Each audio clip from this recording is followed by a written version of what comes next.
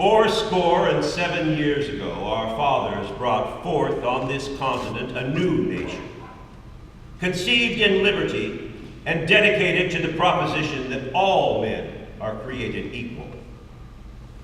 Now we are engaged in a great civil war, testing whether that nation or any nation so conceived and so dedicated can long endure. We are met on a great battlefield of that war. We have come to dedicate a portion of that field as a final resting place for those who here gave their lives that that nation might live. It is altogether fitting and proper that we should do this.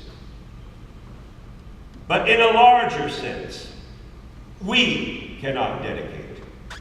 We cannot consecrate. We cannot hallow this ground. The brave men, living and dead, who struggled here, have consecrated it far above our poor power to add or detract. The world will little note nor long remember what we say here, but they can never forget what they did here. It is for us, the living, rather, to be here dedicated to the unfinished work which they who fought here have thus far so nobly advanced.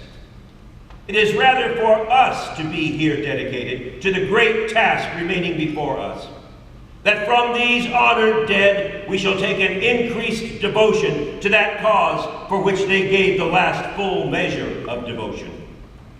That we here highly resolve that these dead shall not have died in vain, that this nation, under God, shall have a new birth of freedom, and that government of the people, by the people, for the people, shall not perish from the earth.